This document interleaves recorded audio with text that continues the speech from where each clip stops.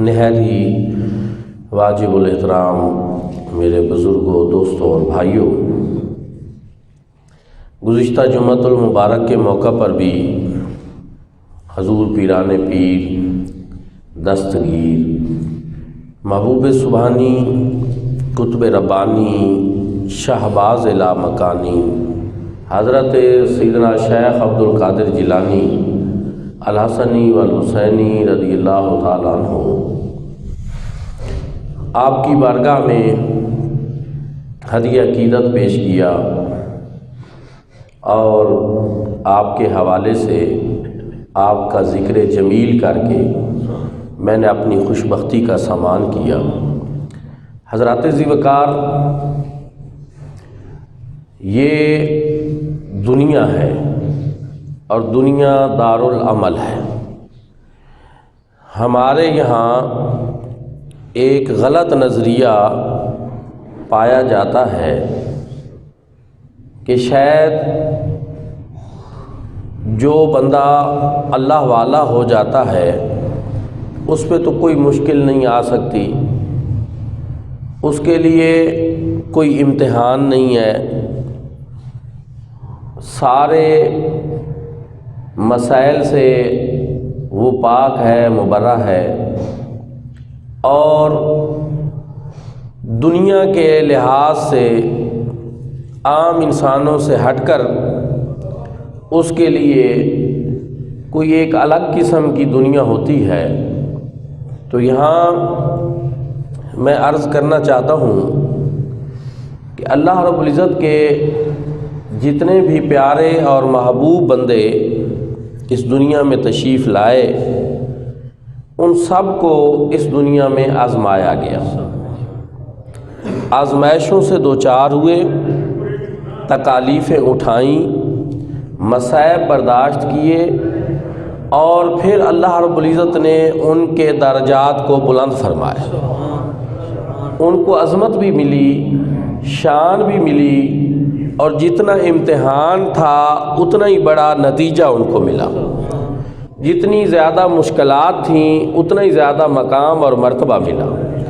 اس لیے ایک تو آپ اور میں ہم سب کو بھی اپنے ذہنوں میں یہ بات لانی ہوگی کہ آج جس ہستی پاک کا ہم ذکر کر رہے ہیں وہ اولیاء اللہ کے سرتاج ہیں، فخر الاولیاء ہیں اور سید الاولیاء ہیں، اور حضور علیہ الصلوۃ والسلام کے منظور نظر ہیں۔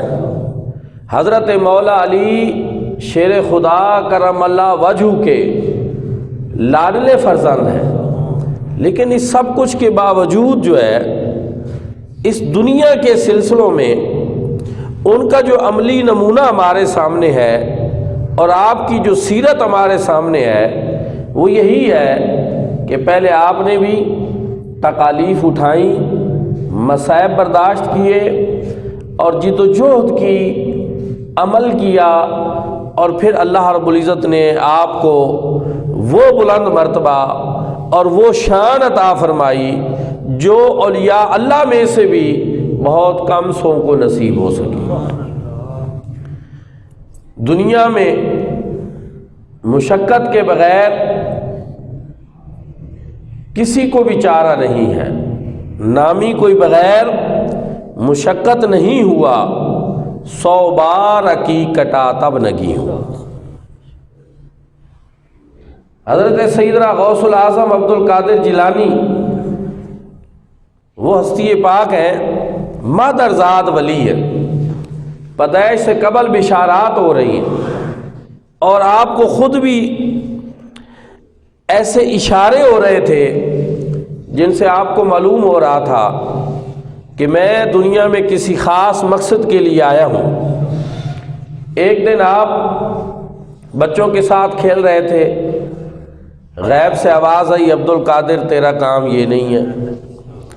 ایک دن آپ کا دل چاہ کھیتی باڑی کروں، بیل کے پیچھے ہل جوتنے کے لیے بیل کے پیچھے ہوئے، بیل مڑ کھڑا ہوا، اس نے کہا عبد القادر تیرا کام یہ بھی نہیں ہے۔ آپ حیران ہوئے، اور جیلان میں ابھی تھے، امی جان کے پاس پتہ چلا حاجی حج پہ جا رہے ہیں، آپ مکان کی چھت پہ ان کو دیکھنے کے لیے چڑھے، جس طرح بچوں کو شوق ہوتا ہے قافلوں کی روانگی کے وقت۔ تو اللہ رب العزت نے حجابات اٹھا دی اور وہاں ایران کے شہر جیلان اور اس بستی نیف میں ہوتے ہوئے آپ نے کیا منظر دیکھا کہ سارا میدان عرفات آپ کے سامنے تھا۔ وہاں آپ کی نگاہ پہنچی، واپس اترے، امی جان کو بتایا کہ امی جان آپ ضروری ہو گیا ہے کہ میں شریعت کا ظاہری علم حاصل کروں تاکہ جو میری ڈیوٹی ہے، جو میرا فریضہ ہے، میں وہ ادا کر سکوں۔ ایک بوڑھی ماں کو اکلوتے بیٹے کا سہارا بڑھاپے میں بہت ضروری ہوتا ہے، اور ماں جو بچے سے پیار کرتی ہے وہ کس کو معلوم نہیں ہے، اور پھر بچہ بھی سیدنا غوث العظم جیسا ہو، حسنی حسینی سید، اور سیرت و صورت میں مصطفیٰ کریم صلی اللہ علیہ وسلم کے مشابہ ہو، جیسا پچھلے جمعے میں نے عرض کیا کہ آپ امام حسن مجتبیٰ کی اولاد میں سے بھی ہیں، باپ کی طرف سے، ماں کی طرف سے جناب امام حسین رضی اللہ تعالیٰ عنہ کی اولاد میں سے حسنی حسینی سید ہیں۔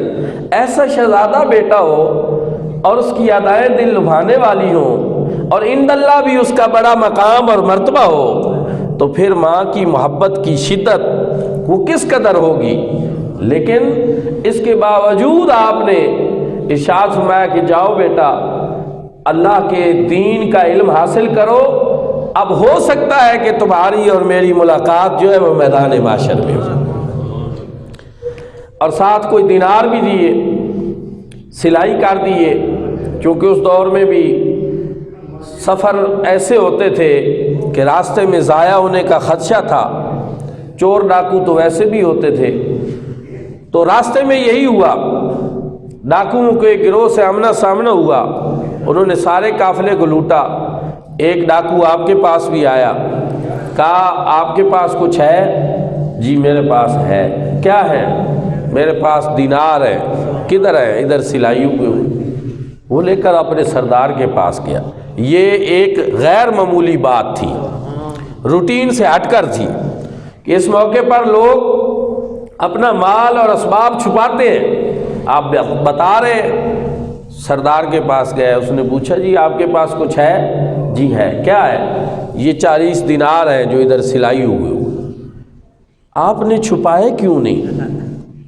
آپ نہ بتاتے تو ہمیں پتہ بھی نہ چلتا، لیکن کیوں بتایا آپ نے؟ انہوں نے کہا اس وجہ سے کہ جب میں گھر سے چلنے لگا میری ماں نے مجھے نصیحت کی، بیٹا ہمیشہ سچ بول، میں اپنی امی جان سے کی ہوئے وعدے کی پاسداری کر رہا ہوں۔ اللہ اکبر!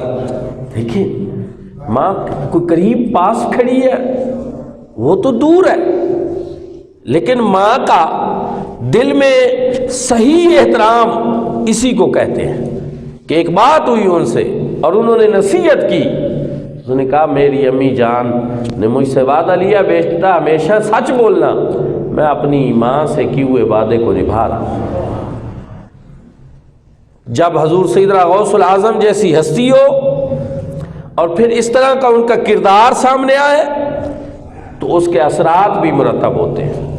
ڈاکوؤں کے سردار کے دل کے اوپر آپ کی بات نے ایسا اثر کیا، چہرے کی اور پیشانی کی رونق اور روشنی اور چمک سے تو وہ ویسے ہی متاثر ہو چکا تھا کہ یہ جوان کوئی عام نہیں ہے۔ تو پھر فوراً ہی اس نے کہا اپنے دوستوں کو کہ جاؤ آئندہ کے لیے تم ڈاکے مارو، چوریاں کرو اور جو دل کرتا ہے کرو، میں نے اب تمہارا ساتھ نہیں دینا، میں نے اپنی راہ بدل لی ہے، اب میں نے اپنی الگ راہ اپنا لی ہے۔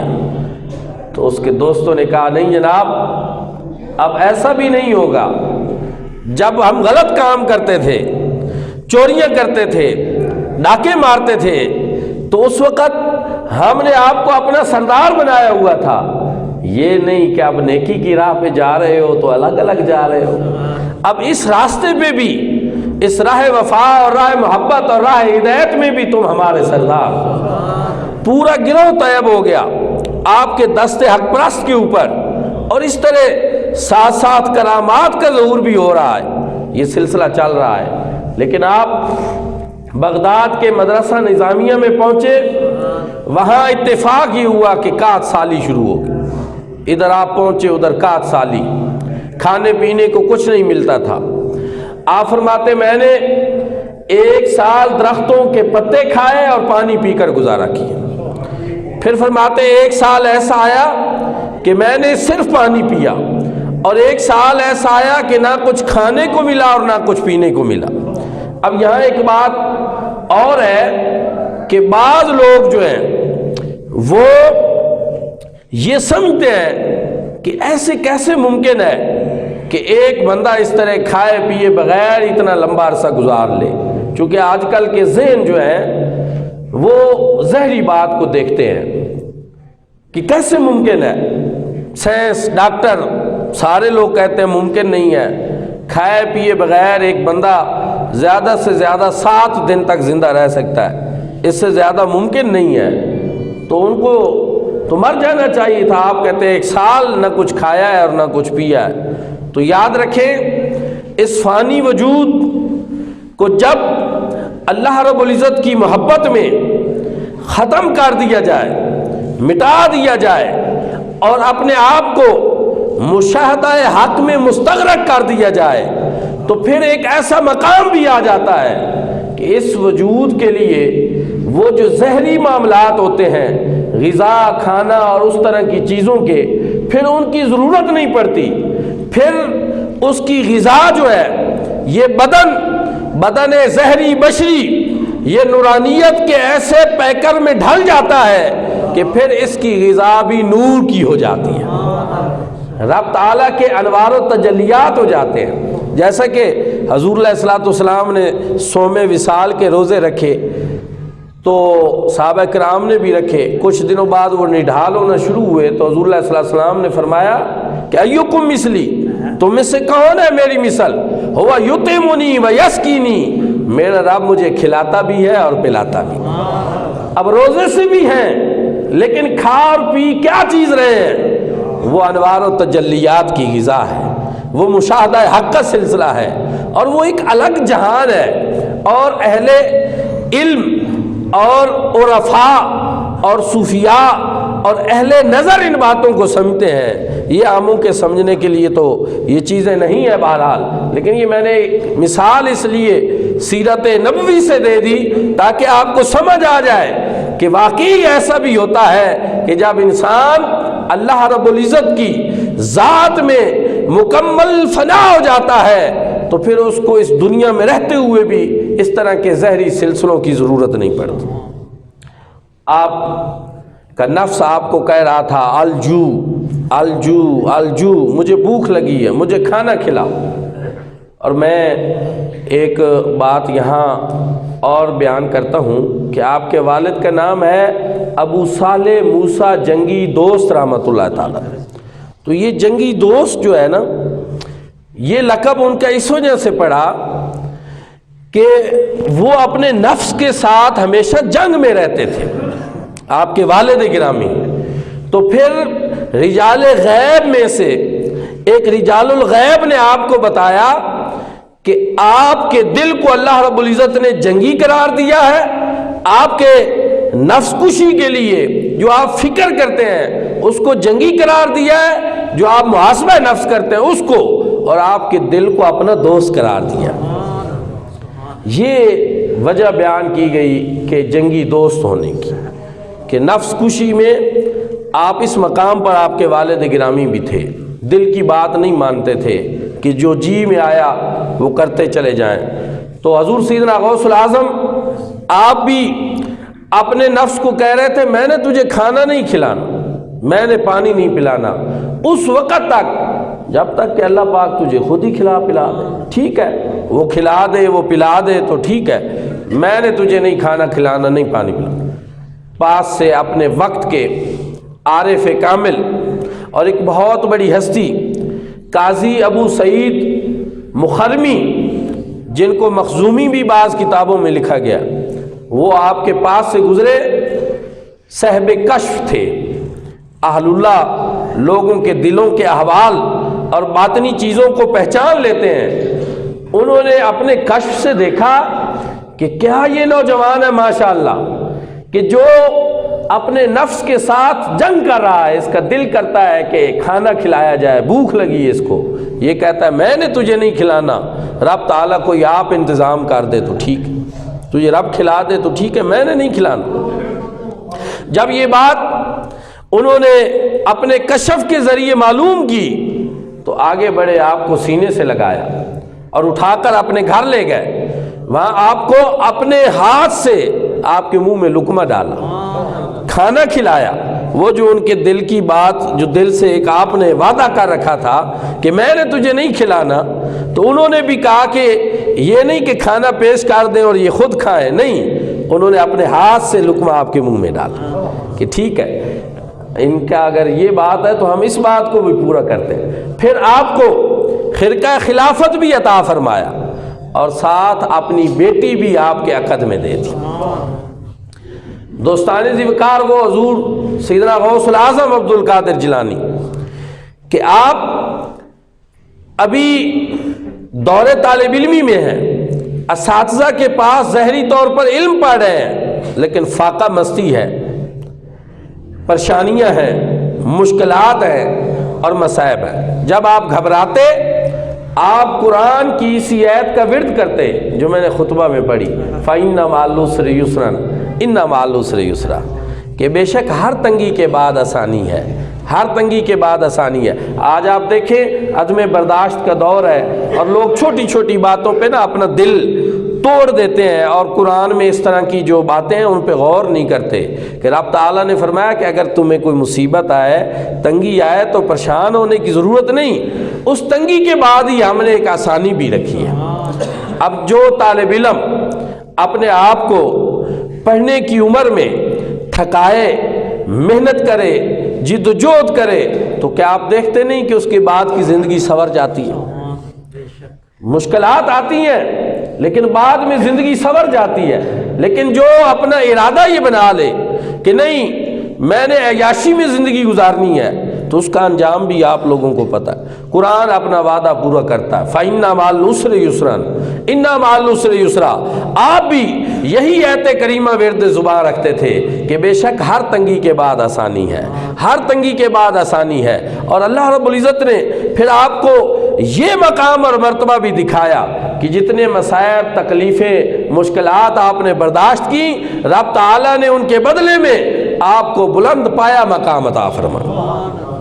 آپ فرماتے میں نے علم حاصل کیا، درست العلم حتی صرت کتبہ، میں نے علم حاصل کیا یہاں تک کہ اس علم کی بدولت اللہ رب العزت نے مجھے مقام کتبیت پر فیض فرمایا۔ یہ میں اکثر کہتا رہتا ہوں کہ آج کل کے پیر جو ہے وہ علم سے دور ہوتے ہیں، اللہ ماشاءاللہ کوئی علم دین پڑھ لے، وہ کہتے ہیں یہ مولوی، یہ حقارت سے کہتے ہیں مولویوں کی بات چھوڑے، ایسی چھوڑے، لیکن پیرانے پیر، پیر دستگیر، روشن ضمیر حضرت سیدنا شیخ عبد القادر جیلانی علم حاصل کر رہے ہیں اور دنیا والوں کو بتا رہے ہیں کہ مجھے جو مقام قطبیت نصیب ہوا وہ کسی اور وجہ سے نہیں، وہ مجھے علم شریعت حاصل کرنے کی وجہ سے مقام ہوا۔ یہ مقام اور مراتب علم دین حاصل کرنے کی وجہ سے حاصل ہوتے ہیں۔ اور یاد رکھیں جو اللہ رب العزت عالم کو مرتبہ عطا فرماتا ہے وہ عابد کو نہیں عطا فرماتا۔ ایک عالم 1000 عابد سے افضل ہے۔ اور یہ بھی آپ نے سن رکھا ہے کہ فَاسْأَلُوا أَهْلَ الذِّكْرِ إِن كُنتُمْ لَا تَعْلَمُونَ، اور قُلْ هَلْ يَسْتَوِي الَّذِينَ يَعْلَمُونَ وَالَّذِينَ لَا يَعْلَمُونَ، اے محبوب فرما دیجئے کیا جاننے والے اور نہ جاننے والے برابر ہو سکتے ہیں؟ کوئی برابری نہیں ہے۔ علم ہی دنیا کے اندر جو ہے سر بلند چیز ہے۔ تو حضور سیدنا غوث العظم عبد القادر جیلانی علم حاصل کیا، پڑھے اور اس مقام اور مرتبے پہ پہنچے۔ اور پھر ایک عجیب واقعہ پیش آیا۔ بہت بڑے ایک شیخ تھے، محدث فقیہ ابن جوزی، انہوں نے ایک شاگرد ایسا ان کا تھا جو مرید حضور غوث پاک رضی اللہ تعالیٰ عنہ کا تھا، حاضری ادھر دیتا، علم ادھر پڑھتا، تو وہ جا کر اپنے کہتا استادوں کو کہ آپ بھی بڑے اچھے استاد ہیں، تو کبھی میرے شیخ کی بارگاہ میں بھی حاضری دیں، وہ بھی بڑے عالم ہیں، فاضل ہیں، ساری باتیں۔ تو انہوں نے کہا بڑے دیکھے ہوئے علم والے، کبھی جائیں گے اور دیکھیں گے۔ بہرحال اصرار کے اوپر ایک مرتبہ حضرت تیار ہوئے، جبہ شبہ لگایا، اور یہاں میں یہ بھی کہوں گا کہ وہ علم جو کسی صاحب نظر کی نظر کے بغیر حاصل ہو، وہ علم بھی حجاب اکبر بن جاتا ہے، وہ علم فتنے کا سبب بن جاتا ہے، وہ علم نافع نہیں رہتا، علم ہدایت نہیں رہتا۔ آج دنیا میں فتنے بھی تو بڑھ رہے ہیں، اگر نالج بڑھ رہا ہے تو اس کی وجہ بھی یہی ہے کہ ساتھ ساتھ کسی صاحب نظر کی نظر کو ہونا بھی ضروری۔ بہرحال وہ چلے، حضرت کی بارگاہ میں پہنچے۔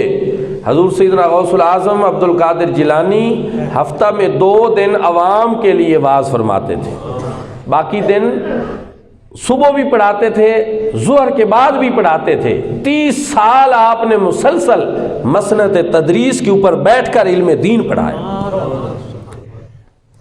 ہم تو حیران ہوتے ہیں کہ پتہ نہیں آج کل ہم تو اگر کوئی ایسا کام کوئی پیر کرنا شروع کر دے تو لوگ اس کو پیر ہی نہیں سمجھتے، وہ سمجھتے ہیں کہ پتہ نہیں پیر کوئی اور طرح کی دنیا کے لوگ ہوتے ہیں۔ پیر تو اس طرح ہوتے ہیں جو حضور غوث پاک تھے، مسند تدریس پہ بیٹھے ہیں، علم دین پڑھا رہے ہیں، صبح بھی پڑھا رہے ہیں، ظہر کے بعد بھی پڑھا، ہفتے میں 2 دن عوام کے لیے بھی رکھے، چونکہ وہ خاص معاملات ہوتے ہیں طلباء کے ساتھ، عوام کے لیے 2 دن رکھے۔ تو درس کا سلسلہ شروع کیا، اور 11ویں شریف کو بھی درس قرآن ہوتا تھا، اور اس میں لنگر بھی ہوتا تھا۔ لیکن ہم بھی عجیب ہیں کہ ہم نے درس قرآن کو بھلا دیا اور لنگر کو یاد رکھا۔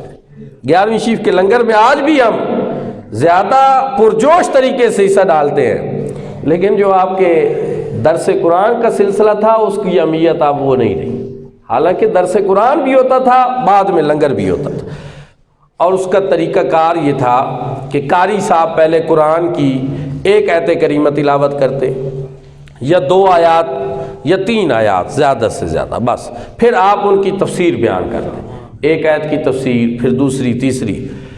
ابن جوزی بھی اپنے شاگرد کے ساتھ محفل میں موجود ہیں، قرآن کریم کی 1 آیت تلاوت کی گئی تو شاگرد نے اپنے استاد کی طرف دیکھا، جب حضور غوث پاک نے اس کی ایک تفسیر بیان کی کہ کیا یہ آپ کو معلوم ہے، تو انہوں نے اشارے سے جواب دیا کہ ہاں یہ تفسیر مجھے معلوم ہے، ٹھیک ہے۔ دوسری بیان ہوئی، پھر معلوم ہے، تیسری، چوتھی، 5ویں، 13ویں تفسیر جب حضور سیدنا غوث العظم نے بیان کی تو استاد نے کہا یہ بھی مجھے معلوم ہے، 13 کی 13 تک تو کہتے رہے مجھے معلوم ہے۔ جب 14ویں تفسیر حضور نے بیان کی تو اس وقت استاد نے کہا لا ادری، اب میں اس کو نہیں جانتا کہ یہ کہاں سے یہ بیان کر رہے ہیں، یہ اب معاملہ اور ہو گیا۔ اور یہاں میں چونکہ وقت تو بھی ہو گیا ہے، علم کی ایک قسم ہے علم لدنی جس کو کہتے ہیں، اور وہ حضور نبی کریم صلی اللہ علیہ وآلہ وسلم کا براہ راست فیضان ہوتا ہے، جو آپ نے 7 مرتبہ لعاب دہن آپ کے منہ میں ڈال کر آپ کو وہ علم عطا فرمایا تھا۔ 14ویں تفسیر کی، 15ویں کی، 16ویں کی، 17ویں کی، حتیٰ کہ قرآن پاک کی 40 تفسیریں حضور سیدنا غوث العظم عبد القادر جیلانی نے بیان کی۔ 40 تفسیریں جب بیان کی کر چکے تو اب فرمایا لوگوں کال کی باتیں بہت ہو چکی ہیں، آؤ اب ہم ذرا حال کی طرف جاتے ہیں۔ یہ بھی 2 چیزیں ہوتی ہیں، ایک ہے کہ صرف باتیں کرنا، تقریریں کرنا، گفتار کا غازی ہونا، اور ایک صاحب حال ہونا۔ فرمایا کال کی باتیں بہت ہو چکی، آؤ اب ہم حال کی طرف جاتے ہیں۔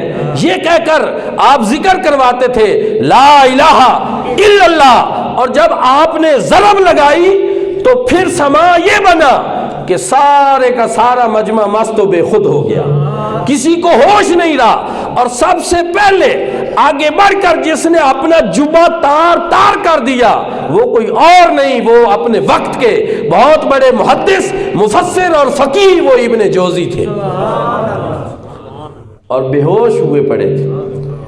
دوستان ذی وقار، یہ پتہ چلتا ہے کہ آج ایسے ہی نہیں دنیا میں سیدنا غوث العظم کے نام کے ڈنکے بجتے۔ آج پورے دنیا اسلام میں قادری ہوں، سروردی ہوں، چشتی ہوں، نقشبندی ہوں، شاذلی ہوں، رفاعی سلسلے کے ہوں، سب کے سب آج حضور سیدنا غوث العظم کی عظمتوں کا اسی وجہ سے اعتراف کرتے ہیں کیونکہ اللہ رب العزت نے ان کو وہ بلند مقام عطا فرمایا۔ اور پھر آپ نے اعلان فرمایا قادمی حاضی علی کل رقبت ولی اللہ، کہ لوگوں میرا یہ قدم یہ تمام اولیاء اللہ کی گردنوں کے اوپر ہے۔ حضور خواجہ خواجگاں چشت اہل بہشت کے تاجدار حضرت خواجہ معین الدین چشتی اجمیری خراسان کی پہاڑیوں میں محو عبادت تھے۔